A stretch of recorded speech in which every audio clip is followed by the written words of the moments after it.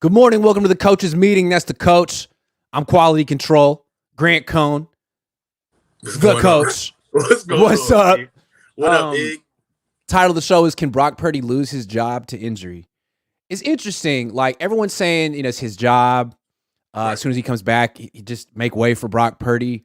When other quarterbacks on this team have lost their job due to injury, and we don't really know what Kyle Shanahan's thinking in terms of his plan for this year. So I think it's kind of worthwhile for us to go back and sort of give context to how Brock Purdy got the job. Right. And maybe how someone else could take it. Right. So I understand that in hindsight, it looks beautiful that we found a guy that could save our season. And that's essentially what Brock Purdy did. He saved our season. He didn't come in and operate the offense at such a high tick that it's exactly what we've been looking for. He saved our season. What he was an imperfect vessel operating a very elite team. That's what happened. And exceeding expectations for exceeding expectations. And yes, for where we got Brock, he was overlooked. Brock has way better skills than where he was picked up in the draft. And if Brock was showing that type of skill that was noticeable from the coaching staff, then he would have been elevated much sooner than he was. That's, you got to own that. That's the truth. Also, I feel like Brock Purdy is an option and he's viable for us to keep, right? However, that's not the plan. The plan was for us to get a quarterback, not to keep the offense running. Our plan was to get a quarterback that exceeded the system, not to get a quarterback that perfectly fit the system. Correct. If that is what we wanted, well put. If that is what we wanted, we would have gone after Mac Jones. We would have kept Jimmy, right? What Brock has given us is an uptick in what we are used to seeing. But I'm more focused. Excuse me? For cheap, exactly. And I feel like Brock speaks to a lot of secret initiatives that people have. With Brock being here, everybody still gets paid on this roster. With Brock being the man, that means that we get to kick the can on the quarterback situation once again. With Brock being the man, we know that the coaching staff essentially gets another new lease on life because they're working with a brand new quarterback. They don't have to own all of their work that they've put in with Trey. When we got Trey, the caveat for him being inexperienced, him being 20 years old, him playing at a lower level of football, him having little reps, the caveat to that was we didn't get this guy as a Band-Aid. We got him for the future. We got this guy to project and to exceed what we're doing. We want to develop him the right way. We don't want to go fast, right? Right. And also for our conscientious observers who were around during that time, what were they saying? Trey's not going to be ready for 3 years. Yeah. Trey's not really going to show us anything for 3 years. So here we are. We're 3 years in. And I feel like it's quite rich that we keep bringing up Brock can't lose his job to an injury, how Brock hurt himself. Well, our third pick overall broke his ankle in front of all of us and had to get 2 surgeries to bring that thing back, and he's healthy. Not only is he healthy, but he's gone through 3 quarterback coaches to get his base and his fundamentals together. He's fighting. He's fighting. And he's what we bought into. Now, I understand Brock. In my eyes, Brock represents the status quo. What he represents is everybody being able to we can have an elite roster with all of these toys, with all of these names. But the only reason why Brock's passes are dynamic is because he's throwing to dynamic players. Correct. He has to have other players on the other end. He has to have those players on the other end of those passes. Right. And a real franchise quarterback makes the entire team expendable, essentially. If he's great. Trey represents a shift in focus. Also, Trey also represents a shift in narrative. Who goes first, Patrick Mahomes or Andy Reid, if the Chiefs start losing? Andy Reid. Right. Who Yeah. goes? We're looking at the quarterback out of LA for the Chargers. Herbert. Herbert. He almost got his coach fired because Yeah. his talent isn't matching what the coach can do with the team. I Right. feel like Trey progressing to what we truly want him to be is going to overshadow what the system is. We're not going to necessarily care about what we need to do to win through Kyle Shanahan's play calling, but we're going to need to be worrying about what this team needs to be doing to service Trey. And I feel like Trey is coming up on a position where he's at an impasse where he's got to earn it. He's got to beat out another he's got to beat out another guy in Sam Darnold, which I want to touch on that as well. If Sam Darnold wins the starting job, you do understand that essentially we're right back where we pay. We got to pay Sam right after that. So if Sam comes in and knocks it out the park with Brock sitting back waiting, then that means that we've essentially just traded Jimmy Garoppolo for Sam Darnold. And now we have a locker room that's galvanized around another vet. Yeah. And now we're going to be trying to push another young kid who's coming off injury. And those 8 games will be long gone if Sam comes in and does his job. So what we need to do is stand pat, understand that we've had a rocky start. And I think we need to start looking at a little bit of culpability on why Trey is where he is thus far. There's been some setbacks, and it hasn't been all Trey. Right. And I think it's also fair to say that maybe we've romanticized the Brock Purdy 8 games a little bit. Like he had some great games. He took over a team that was already rolling. Hot. They were already on a winning streak.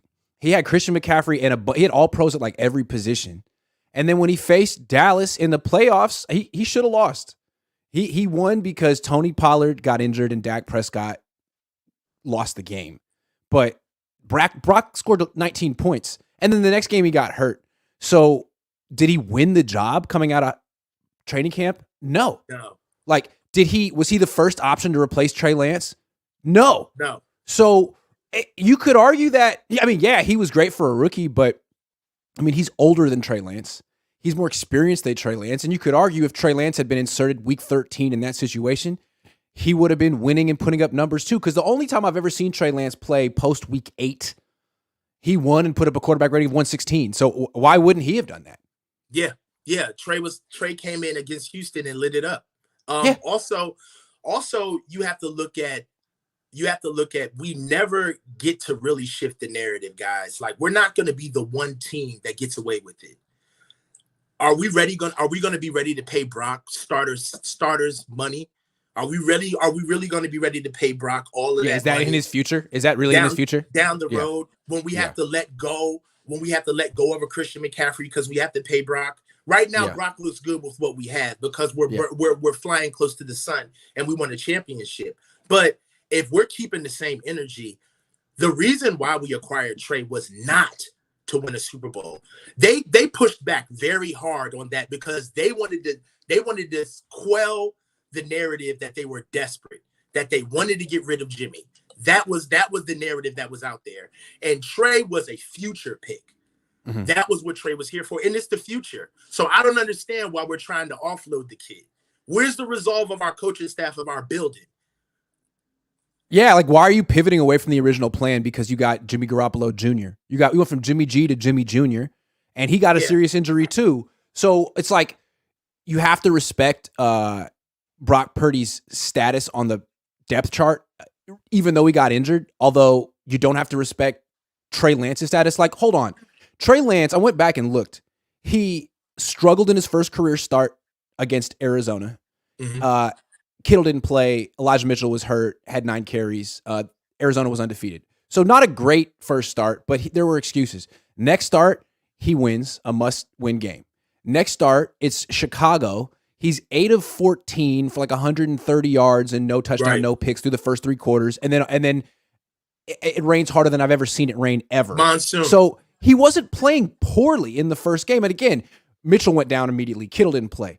Next week, he's 2 of 3 for 30 yards. He's moved the ball. He's moved the team down the field twice, and then he gets hurt. Like, he wasn't this whole myth of like, man, he was awful. And that's why, like, no, he wasn't awful at all. He had kind of a rough first start, although it was his first start. And we just couldn't stomach it. We couldn't stomach it. We have, yeah. Go ahead. No, you're right. We have a talented team, and we want to win games, and we want to look good while we're winning games. Right. And when you're developing a quarterback around all of these stars, it doesn't look good. It doesn't. But if Brock had played week 1 against Chicago, they would have lost. If Jimmy had played week 1 against Chicago, they would have lost. How do I know? Because he played week 3 against Denver and lost. Like this, it was a whole offensive problem for the first 7-8 weeks.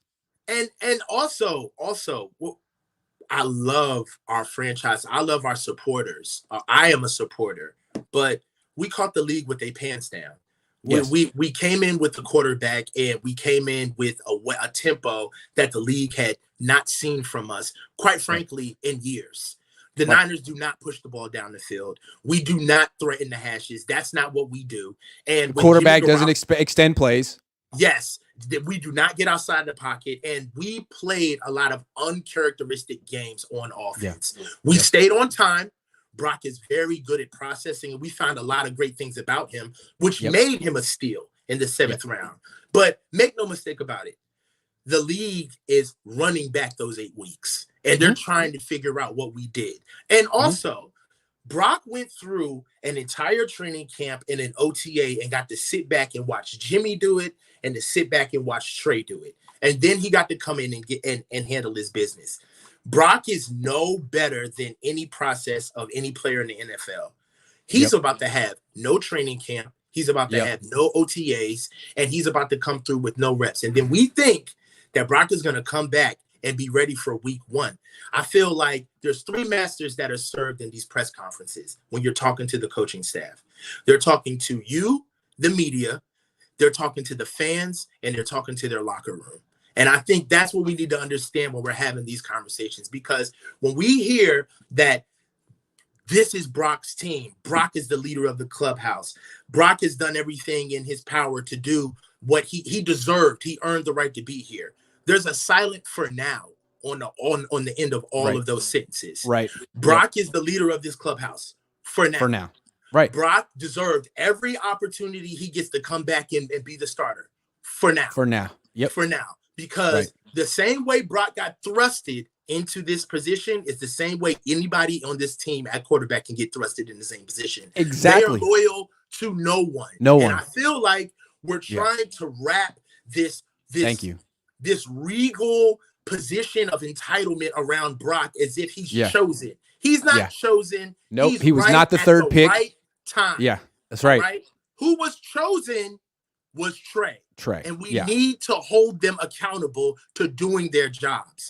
Right. He's fixed everything that he needs to fix thus far, and they need to put him in camp and let him fight for the job. I like now. Agree. Now, if Brock can come back for training camp and compete and outplay Darnold and Lance, then by all means, you're the starter week 1, because he never did that. He never competed and won a job. But if he misses all of training camp and shows up a few days before week 1 and says, "Coach, I'm ready," no. Irrational. No. You can't do that. That's not smart thinking, in my opinion. Yeah. You didn't earn that kind of treatment. That's what Bo Jackson can do. Bo Jackson would play baseball, leave, show up to the Raiders in October and say, "Coach, I'm ready to play." And they would say, "Okay, Marcus, you're benched." Bo Jackson could do that, not Brock Purdy. I think that for as big and as established as we talk about the culture being here, it seems like we're pretty cheap when it comes to wins. Like if you can win a game here, then all of a sudden, if you win your first start, you're great. If you lose your first start, you suck. That's all it is. It seems like for as staunch and as conservative as this war chest is supposed to be with earning your way, so to speak, they seem pretty flappable and easy when it comes to winning a couple of games. I mean, how much do they believe in Jimmy if they can get on Brock this much? Right. If Brock can give you this in 8 games and you can show the same faith in Brock that you've shown in Jimmy, where do we stand? And again, if Trey starts week 1 and wins 3 in a row, then they'll forget about Brock. Or if Darnold starts week 1 and wins 3 in a row, they'll forget about Brock and Trey. Yeah, exactly. It's what they need. And the point is, this is the point. The point is that no team sustains the amount of success that we want without getting their trigger man. Correct. We have to hold them culpable. They need to choose somebody. And they don't need to sit back and play these games of, well, Brock's chilling, we're going to have Trey competing, then Sam comes in, and then all of these reports coming out where, oh, well, we're hearing that the Niners really like Sam Darnold. No. Yeah. Make a decision, develop a guy, and the guy who you told us that you wanted, you need to tell us that you don't want him explicitly. All right. Yeah. If he's on the team, then stick with the project that you started 2 years ago. If you don't want to coach him anymore, then get rid of him. Yeah. But you're not going to do that because it seems like he went and got a new quarterback coach that maybe you guys didn't recommend. Maybe Jimmy recommended him because he's Jimmy's quarterback coach. And now he's made all kind of strides you didn't expect him to make. And now the Niners are like, oh, maybe we should stop talking up Sam Darnold. There was a lot of information. There was a lot of information that Coach Christensen gave up in that article with Matt Burrows, which was very enlightening. One piece of information that he chose not to reveal was how Trey Lance got consulted to him, how he got Trey Lance. All right. So if I had to speculate, I would think on the way out, we've always heard from Jimmy and Trey that they're very close. They really like each other. And I believe it because they're both decent guys. So maybe on the way out, Jimmy felt bad for Trey. Like, hey, man, they're screwing you like they screwed me. Hey, don't go to their coach. Go to my coach. Yeah. I would love to think that happened. I would love to think that Jimmy Garoppolo's final contribution to this franchise is doing the work with Trey Lance that the organization should have done all along. That would be salvaging Lance's career. Well, if you just go by the track, Trey Lance at one point had two quarterback coaches at once. Yep. Okay. He Quincy had Avery, Quincy Avery John at Beck. first. And then not only did he move from Quincy Avery, he was going to both of them at the same time during his preparation process. This is a kid that's 20 years old with two different developmental quarterback coaches coming in. Then he ships full hole over to QB3. And then mysteriously, in the middle of him getting injured, when you're supposed to be coming back on what would be your most important year of your career, you switch quarterback coaches in the middle of the offseason. That doesn't seem like something that seems like that was off-brand choice. Yeah. And the fact that he's come back showing something, they need to understand it's like if you're all in with Brock Purdy and you're whispering about Sam Darnold, I'm going to take my career into my own hands. Thank you very much. Thank you. What else do you expect him to do? Right. And Trey is represented very well in the NFL. He's not just because he's from Minnesota or wherever, Marshall, Minnesota, doesn't mean he's just some rube who's wet behind the ears. Like, clearly he has a connection. He has a network that includes Jimmy Garoppolo and Patrick Mahomes. Yeah. And to be honest with you, that's the network that he needs because his story needs to start percolating throughout the league. If the Niners can't develop this kid, then then let him go. Yeah. All right. But don't send him somewhere with a coach who knows what he's doing.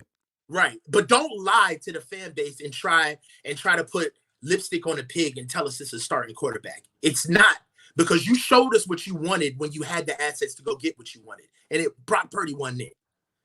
Right. So don't try to refashion it and try to fool us into believing that this is what you wanted. Yeah, it'd be one thing if they traded up for Mac Jones and then Mac Jones got hurt and Brock Purdy steps in and it's like, well, I mean, this guy's exactly what we wanted Mac Jones to be, and maybe even better. That'd be one thing. That's what they wanted. But that's not what you want. You wanted Trey Lance. He's supposed to be, and you talked about we don't want him to be a dual threat. We wanted to develop him the right way. We want to take our time. We want to be patient. All right, well, we've been patient. You be patient. See it through. He's making strides. Now all of a sudden you're going to abort the plan because you got Jimmy Jr. and he's cheap. Yeah. Really? Doesn't make any sense. If you think about it, Grant, they did the same thing with Jimmy. They've been fumbling this for years. Jimmy came in and gave us 5 games, and what'd they do? They gave him that boatload of money. Yeah. He's enough. Yeah, we've seen enough. We've seen enough. Yeah. Yeah. He may not be elite, but we can win with him. Nope. And that's what they're doing with Brock.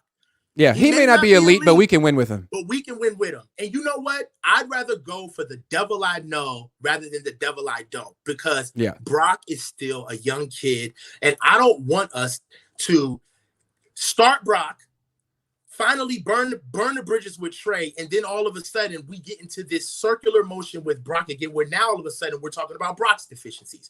Why can't Shanahan call plays where we can get the ball downfield? You know, teams are going to start playing us a different way, and they're going to catch on. The reason why we got Trey is to transcend the sideline. To transcend. Hey, you're going to play 8 in the box? This guy can actually make you pay. He's going to put you in a bind. Yeah. Yeah, play 8 in the box against Trey. He's going to take those shots. We've seen him do it. And once he hits them enough times, you won't play 8 in the box. And then when you're playing 2 high safeties, they will run for 300 yards in a game against you, like with no hesitation. Yeah. It's easy math. You don't have to be a genius to figure that out. There's a lot of guys on this team who are getting paid due to our quarterback situation. And the fullback, the tight end, the wide back.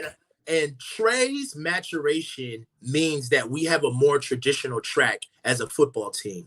And we don't have necessarily as many vested veterans on our team. This team Patrick Mahomes becoming the greatest quarterback ever made Tyreek Hill expendable. Thanks, Tyreek. We can win without you. You got to go. You got to go. Nope, not at all. Miss him.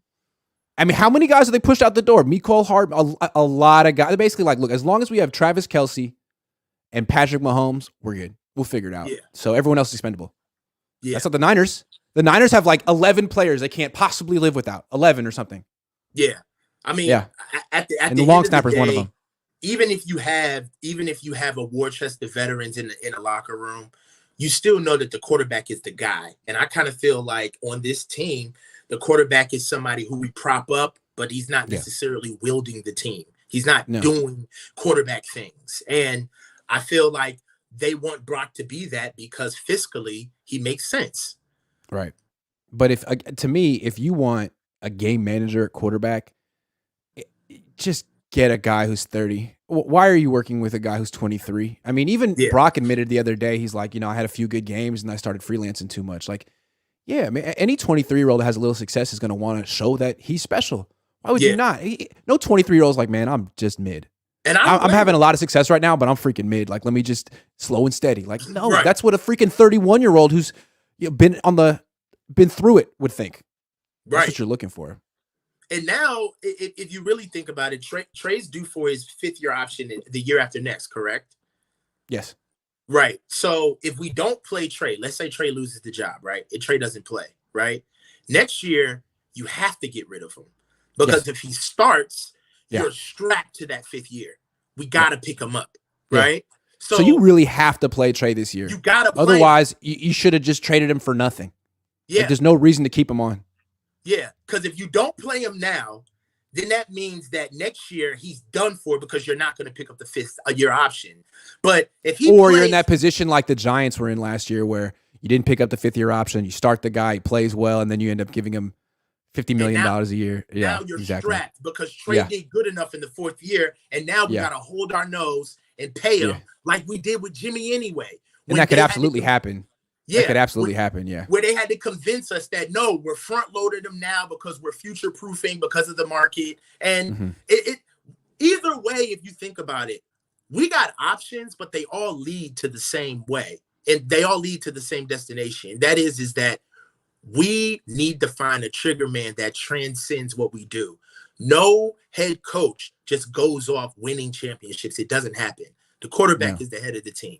He's the guy that's going to run the show. If Brock Purdy had started 17 games or 14, if he'd won the Super Bowl, if he hadn't torn his UCL, it'd be different. But none of that happened. None of that happened. It's like the offense came way back down to earth against Dallas. It all fell apart against Philly. And now you're looking at like, well, should we just hold the starting job for him? Like, no, absolutely not. And if you think about it, also, what again, our problems are our own. Our biggest rivals isn't against the NFL. Our problem is against the top 4 to 6 teams in the league. That's who we really need to. We gotta have it against those teams, right? Yeah. One more thing I want to address too. A lot of people that are Brock supporters will say, "Well, if Trey did what Brock did, Trey fans wouldn't express all the skepticism that they're expressing with Brock." Still, though, like that puts you into a hypothetical world where there's no difference between Trey and Brock physically, and they have the same skill set and they have the At same all. upside. Like, that's not real. So yeah, you have to live in that world and acknowledge that context, that there's a reason the Niners traded up all that for Trey Lance, and there's a reason they took Brock Purdy with the last pick. We are completely letting them off the hook for what they did to go get him. Yeah. Like, I feel like we just keep saying, "Oh, he's just the third pick." No. He's three 12, years. Yeah, we moved from 12. All of these, the reason why we're drafting in the third round is because of the trade pick. Yeah. All right, so they need to finish this. We need to figure out what he is, and if Trey never makes it to the field, then that is an abject failure. That's a failure. I'm sorry. If Sam Darnold makes his way to the field over Trey Lance, then they couldn't coach him up. That's on the coaching staff. That's not on Trey. I'm sorry. No. Yeah, I'm with you on that. So it'll be interesting to see what happens. I just feel like if they have Brock start week 1 and he didn't have a full offseason, full training camp, no preseason, they're setting him up to fail. And I wouldn't expect him to necessarily kill it. I would expect him to struggle, and it won't be his fault. But what's going to happen is Trey's going to get his opportunity later in the season. I want to point this out. If anyone wants to run the numbers, I'm going to do it later today. But I have a sneaking suspicion that if you tallied up all of Jimmy Garoppolo's numbers between weeks 8 and 18, the last 2 years, get his passer rating from that stretch, weeks 8 to 18, last 2 years. Well, although he didn't go fully, but you know what I'm talking about. After week 8, no playoffs. Do the same for Brock. He had 5 games. Do the same for Trey. He had 1 game.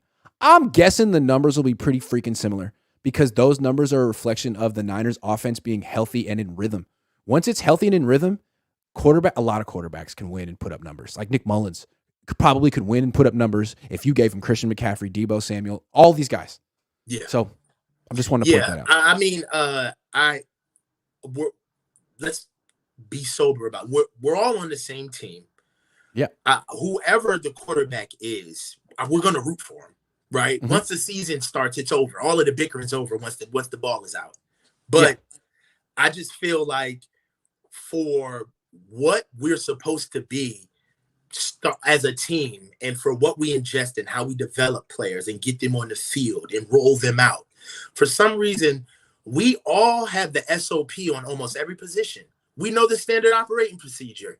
You play a year. What do we know with Hufanga, with Aaron Banks, with Spencer Burford, with Drake Jackson? For some reason, we all have this succinct, sober approach on how young players get developed and rolled out on this team. But nothing matters when it comes to quarterback as far as understanding how they're moving. And I think they just don't want to admit the fact that we just go with whoever fits best, really. We're not necessarily the quick fix. Yeah. We're not necessarily looking for a leader to take over the locker room, and we have to really make the system and the organization his, because the Chiefs are ran by Patrick Mahomes, not Andy Reid, right? That's not right. That's Kyle. If this works the way the Niners told us it's going to work, not how we envision, this is what they said. If this works the way they said it's going to work, then Kyle Shanahan takes a back seat to Trey Lance eventually. Right. Because Trey Lance becomes the leader of this team. Are you ready for that, Kyle? Do you want that? And George Kittle takes a back seat.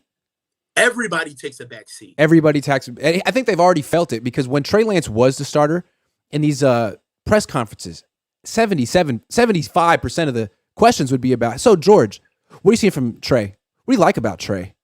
How has Trey improved? What's it like catching passes from Trey? I don't think they like that because when Jimmy's at the same time, it's almost kind of like they use us as fans because they know that we are a quarterback loving fan base. We are beholden to our Joe Montanas and our Steve Youngs and our Jeff Garcias and our Alex Smiths. We love our quarterbacks. So what do? They go in the back and cheaply fashion something that serves the team best, but then they prop them up as the Messiah to us.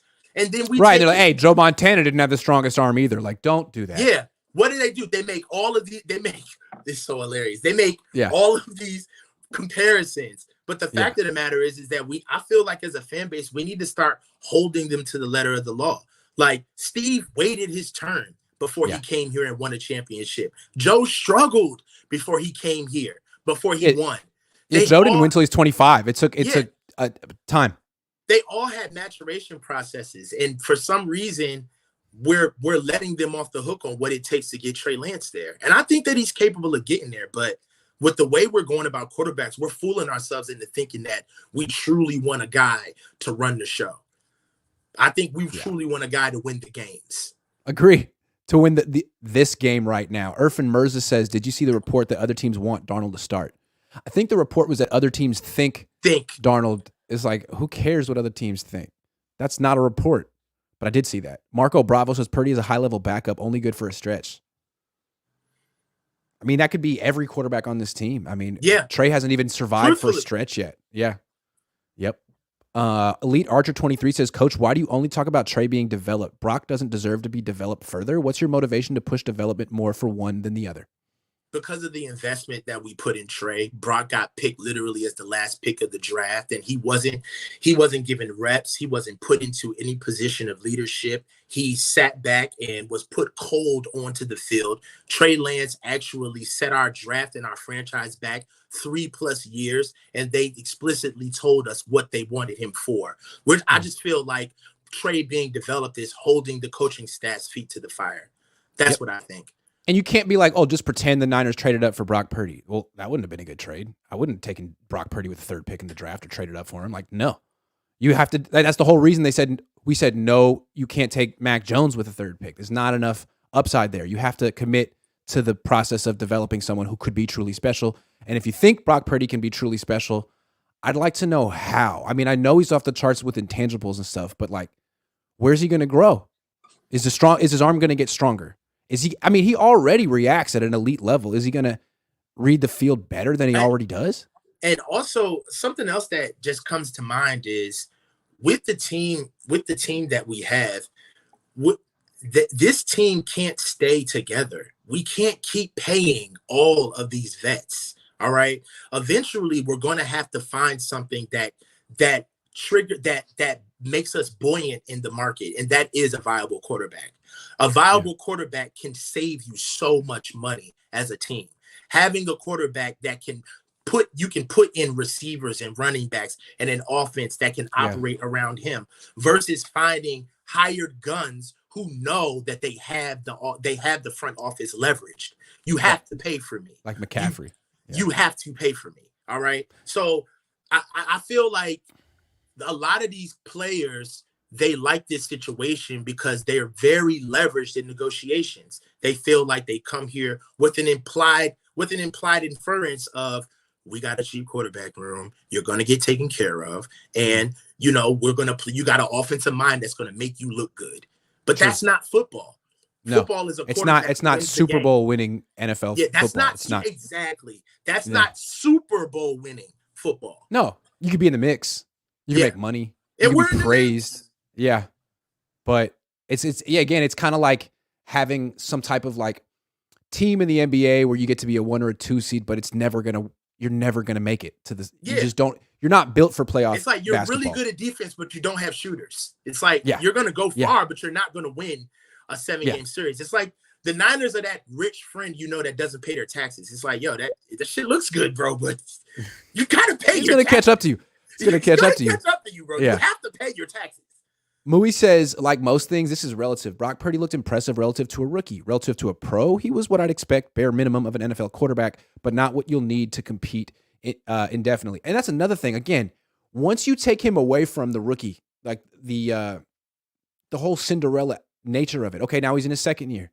Now it's week 1. Now he just lost a game. Now he doesn't have this aura of he's undefeated. He can't do no wrong. He's King Arthur. He's just like, no, that's going to go away pretty fast. That's the devil we don't know. Yes. And also that's having also a Jimmy. That's also, and if I'm Brock, that's also not fair. If I'm Brock, I'm probably sitting here like, I won 8 games and these people do know that I'm going to lose games. Like I am not going to come in here. Don't expect me to come in and just go 16-0 and just keep the gang rolling. Not only am I coming in my second year where now I'm the starter and now I'm actually being prepared for by NFL defenses, but I'm coming off of an injury where I don't even know where my arm is yet. And for some reason, we're all sitting at the edge of our seats like, yeah, rinse and repeat. Let's go. Also, these things don't necessarily carry over. Like, remember, Jimmy Garoppolo took over late in the season, went 5-0, didn't put up great numbers, but wasn't on a great team either. Everyone was super impressed. Came back 2018, went to Minnesota, stunk. Horrible. Stunk. So wait, what? It was just it's a different year. It's a whole different year. It didn't mean that he was going to end up being an awful quarterback. He just was awful that day. It doesn't. So if you think that Brock's just going to magically be what he was last year again, I don't know about that. And that's also another great point, Iggy, is like the years don't carry over, right? What we have right now starting into the new offseason is our investment quarterback has come in with new developments where he's gotten his mechanics seemingly together. And our quarterback who carried us to the end of the season of the NFC Championship game is coming off injury. Right now, as we're going into hasn't even started throwing yet. Come on. Right now, as we're going into camp, why in the throwing world a towel. are we not going back to the drawing board or going back to what we've seen? If we're doing it their way, Trey should be continuing his development, not starting over. They're supposed to be developing him all this time. So right now, they should be continuing what they've already been doing with Trey, not starting something new. So that's how I feel. Yeah. These things don't carry over. And if Trey Lance has an entire offseason and is good, and Brock Purdy has no offseason, then that's your competition right there. You had a quarterback competition. This guy won. He was there. Right? Yeah. Last year. That was last year. Different circumstances. Yeah. I haven't heard one person say that Trey Lance should get his job back because he lost it to injury. Not one person. Right. That has not been uttered once. But everyone says it about Brock. Come on. It's not fair. So what we need to do is we need to get dead level center and focus moving into the center with Trey. That's what I believe. They say like, well, Brock played so much better than Trey. Did he? The offense was so much better when Brock was on the field than with Trey. Trey got hurt in the 5th quarter of the season. The first 3 quarters, the offense was really banged up, and in the 4th quarter there was rain. In the 5th quarter he got hurt. Like, he essentially didn't play last year. He got injured before the season started. And you're going to say like Brock was so special. Like, then Jimmy was so special if you want to say Brock was so special. Yeah, right? I think that and if Jimmy was special, which he's not, then don't we have to be somewhat skeptical of what Brock did? We know Jimmy's not special. All of us know Jimmy's not special. And yet he put up special numbers when McCaffrey came on the team. Brock Purdy put slightly more special numbers up when he took over. But that doesn't mean he's special. I feel like the what we're putting on Brock is unfair. I feel like the kid came in, he did an amazing job, exceeded expectations, and if he'll probably tell you he exceeded his own, and came in and performed. But I feel like right now, like I said, there's three audiences in these press conferences. There's the media being spoken to, the fans, and then there's the locker room. And there's a silent for now on everything that's spoken about starting quarterback, because as soon as anybody starts winning in the raw, that's who the starting quarterback is. Tavarius says, with all these leaks, front office coaches and players want Purdy to start. Which league? Oh. Don't tell me Ian Rappaport. I'm curious, Tavarius. Which leagues? Joe Crowell says, how about the Jimmy news about needing foot surgery in March after the Niners medical staff insisted all along surgery wasn't necessary? Sure feels like Brock's getting pressured the same way. That's a good point. The Niners are trying to get him to come back, so he didn't need a second surgery. He needed another surgery. Trey Lance needed another surgery. Brock Purdy went and got an independent opinion. This isn't gotcha stats. This is stuff that's laying on the surface. Yeah. That's sitting right there. The Niners have a clear history of pushing players to come back too soon. Raheem Mostert did an article during the offseason where he got singled out. But if you look at the crux of his article was, I got alienated because I stood up for my knee injury. I was not ready to play, and I got alienated. And you could argue that the biggest reason that Jimmy got alienated here is because he wouldn't come back and play on that injured ankle in 2020. Yeah. Then they traded for Trey Lance. If you don't play when they think you need to play, they will look at you sideways like you're not a real football player or something on this team. It's kind of strange. Yeah. All skin folk ain't kinfolk, man. And everybody wearing that logo is not on the same team. It's a Mike Shanahan, John Lynch production. It's very much 1995 old school football. You know what I'm saying?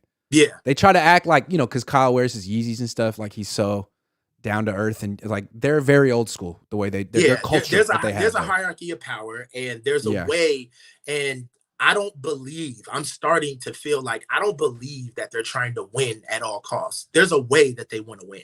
Agree. NG49 says Trey's first start against the Cards wasn't bad. He had us in position to win. The comments of that YouTube highlight video tells the tale. We want Trey. I don't know what that means, but yeah, I mean, the Cardinals were undefeated. That defense was hot. That Cardinals defense was for real. It for real was, and Trey was like the starting quarterback and the starting running back in that game. Like he was the whole offense.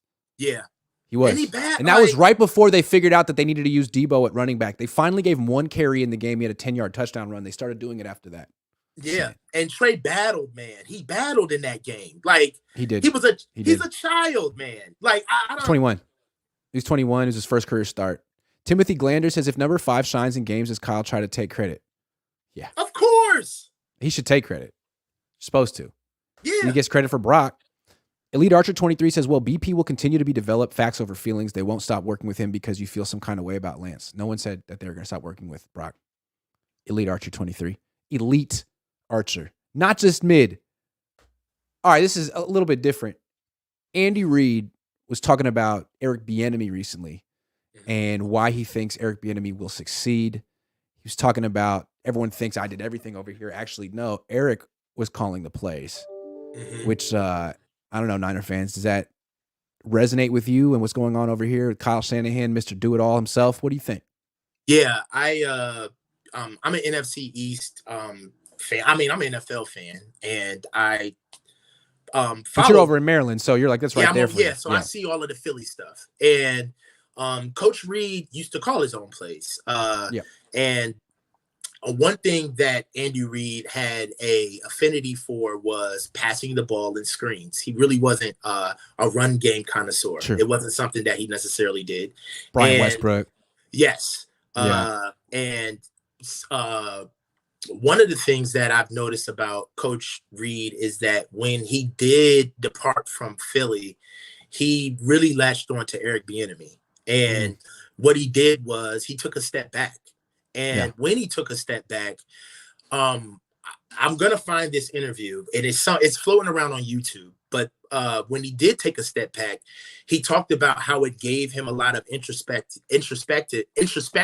on what type of quarterback and what type of athletes he needed for his system. He felt as though that he needed a more athletic type. He felt like he needed somebody with a powerful arm, and he noticed that he wanted more of a natural thrower when he started seeing his offense utilized by someone else other than himself. And he also touched on, you don't really see the utilization of your offense in a different way until you see it during games. Somebody can call your offense during practice. You can take a step back and let things run during certain periods.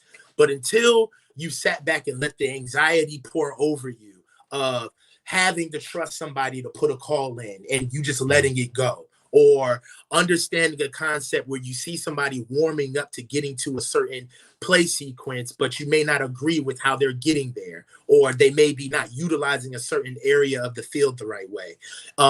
And almost leading from behind, basically, knowing how to coach coaches, not necessarily tangibly putting your hand on the situation, but empowering somebody to not only and being less caught up in the details of calling plays So you can see the big picture. So you can see the big picture. And I feel like that's something that we can aspire to for our head coach. I feel like that's something that would serve us well, because I feel like a good system. I'm in cybersecurity by profession, right? And I write policies, right?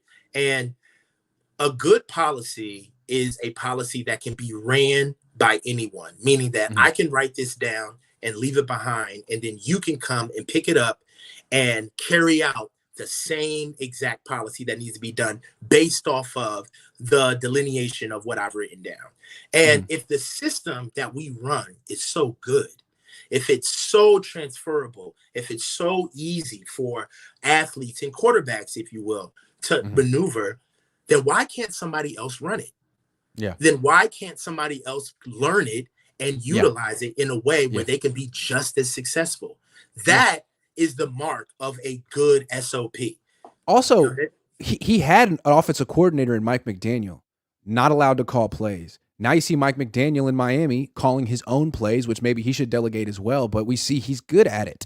So Kyle had people who were qualified and capable he could have delegated to and chose not to. Right. And I feel now like Bobby Sloak's going to be calling plays in Houston, another guy Kyle wouldn't trust. Yeah. And also, it's got to come from somewhere. Kyle is not Superman. So that means that for every good play and good scheme that we can drool over, we've got to understand that missed clock management, penalties, bad game management, not being able to see different narratives of the game and with players, that stuff kind of falls by the wayside when you're really focused on being a wizard. It's hard to do both. It's very hard to do both. Yeah, and he's not good at doing both. He should focus on being a leader and being a quarterback guru instead of being Jim Harbaugh didn't try to do both. He wanted to be the CEO. He wanted to be the big picture guy. He delegated, and he delegated to people he trusted. Also, I feel like, offensive coordinator is kind of a rock star position. You want to be the smartest guy in the room. You want to be the young whiz kid, or you want to be the old guy that knows how to stick it to him. But that's not who head coaches are. That's not the position or the temperament of head coaches. And you see it in those press conferences when things get challenged about the offense. He's not speaking he's not delegating. He's not speaking to you in a head coach way. He's talking to you like you're attacking my plays. You're attacking what I did as an offensive coordinator. And so now I'm responding as a coordinator. It's like, you're the leader. No, I'm talking to you as the head coach right now. I'm not talking to you as go get a coordinator if you want to protect him. But if you can't take us talking about the coordinator and the head coaching, which happens to be you at the same time, then you need to split it up. Which is wild, because I feel like a lot of times Kyle will revert to coordinator mode when in a press conference. And so the guys who end up looking like leaders are the defensive coordinators. It's been that way for years. Saleh had this very presidential leadership aura. D'Amico had it. Steve Wilkes has it big time. It's almost like he knows. He's like, man, I'm not really a head coach. Like, I'm a coordinator.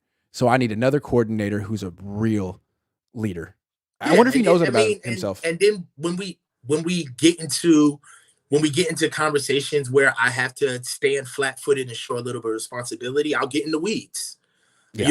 I'll overtalk you. I'll talk down to you. Move. Like case in point. When there was questions about whether or not Trey Lance whether or not there was a difference between Trey Lance taking first starter reps versus Sam Darnold taking second starter reps, and Kyle, he never misses an opportunity to punch down, parse words and punch down. I'm sure a layman would think it was the first team, but if you actually really, he had to explain it that way, and it's just like, it's almost like you don't make football inclusive when you do things like that. You don't bring the room together, or there may be somebody in the room who did not know that. So he makes it seem like football really is rocket science, and he's the only one that understands it, right? He's like freaking Goodwill Hunting. At the chalkboard. If I have to explain it to you, I'm gonna let you know. It's like Kyle doesn't suffer fools. It's like I'll make you feel stupid while I explain it to you. So hopefully you never ask me a question like this again, because it's not my job. You need to understand. Yeah, this is my first and last time. This is my first and last time. Yep, I agree. Kyle, we recommend you delegate a little bit because you're a better coordinator than you are a head coach. That's just a fact. Yeah. And that needs to flip for this team. There's a lot of things that need to flip for this team to win a Super Bowl, but that's one of them. So Well, I will push. It's a little Hold free on. game. Ho. I will push back on that. Please. I will push back on that. Please. I would think now if we're gonna say that he's not a better coordinator than he is a head coach, I'm gonna push back. Okay. And the reason why I'm pushing back on that is because Kyle ingested a horrible franchise when he first got here. Okay. So with the coaching staff that he's brought in here and have left, we're not even talking about what he brought in that's currently here. We're talking about what has just walked through the doors. All right. Sure. Kyle has done a phenomenal job at setting a culture, right? But I feel like we're to the point where it's like, you lift weights, Grant? Have you ever lifted weights? Yes. I do, yes. Right. So when it's somebody who benches a deuce and a quarter, you bench 225, right? Somebody can say, man, I want to get my bench up from 225 to 250, and you want to put that 25 pounds on in 4 months, right? A deuce and a quarter to 250 is attainable, depending on your body size. But when you're benching 405 and you're benching 450 and you're trying to get to 455, 2.5 pounds feels like 30 pounds, right? When you're that high up and you're trying to reach a goal. So I feel like even though we have a lot to say about Kyle, we're still talking about that 10% that he needs to fix for us to get those Super Bowls, for us to get that dynasty. All right. Yeah, but the other way you could look at it is that the quarterback is more than 10%. True. Even if you add up all the great thing Kyle's done and you weigh it next to that big zero they have at quarterback and put it on a scale, like where does it come down? It's like, I like that. You know what I'm saying? Okay. But I feel you on that. I see he has a gap. Yes, I see that pushback, but I also just want to be clear. The frustration comes from the fact that we do have such a good team. He built a team. He built a culture. He built a coaching staff. I got to give him credit for that. He built it. I give him credit for that. For sure. Hold on. We got one more. We got Uno Mas, 2 more. Theodore Wells says, why does it seem like I'm the only one pissed off with how many picks we gave up for Trey and the way they're handling him? BS makes no sense. No, it's cool. They got a franchise quarterback with the last pick in the draft who tore his UCL and is 6 feet tall and doesn't throw that hard, but he's the next Joe Montana. Don't worry about it, Theodore. Why are you mad? Facts over feelings. Blah, blah, blah, blah, blah. No, you're right. You're right, Theodore. I'm sorry. Mo says Purdy is literally 2019 Jimmy G. He's just fortunate that some of his passes were drop picks or horrendous passes to empty areas. The underthrow to Kittle in the Raiders game for a pick is prime example. Yeah, that was might have been his worst throw of the season. That was bad. Yeah. I mean, I just and again, like we turn quick, man. You know, a smile could turn into a frown so quick. And I'm telling you, man, the same fervor that we have for loving Brock would be tripled when he starts struggling in front of us. Well, just think about it. Like, everyone is calling Brock the savior because he had good 8 games. Not everyone, but a lot of people are writing off Trey because he didn't necessarily make his mark in 4 games. That's all it takes. Okay, so what if Trey has a good 8 games and Brock has a rough 4 games this year, which is totally within the realm of possibilities. Is everyone going to flip their opinion that quickly? Yes, that's what people do here, not just in the fan base, but in the organization. So have a little self-awareness that this is all very strong bluster based on nothing, next to nothing. They're giving us a lot of lip service when it comes to what we want to hear, because they want to make sure that they keep that fan base, they keep us in those stadiums, they keep us watching these videos and telling us that, man, we really don't, what the real thing, the real plan, the responsible thing to do will be to say, Brock's going to start the season on PUP till we figure out what's going on with his arm, and he gets a chance to get acclimated and get himself together. That also gives Trey an offseason to fight for his job, because quite frankly, it's his 3rd year. All right. Mm-hmm. Nothing's free. Trey will come in, beat out Sam, and Trey gets the first 6 weeks to play. And in those 6 weeks, whatever Trey shows us, we'll see where Brock stands or Sam. But you can't say that in May. Right. You can't say What that. you say in May is Brock will be fine. And Brock's the leader right now. And then until he's not.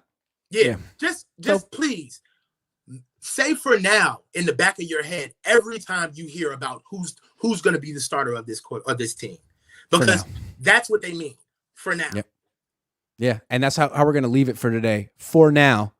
Have a great one. This was a hell of a show, Coach. Thank you very much. Thank you, man. Take care, everyone. I'll be back in an hour with my dad. So I'll see you then.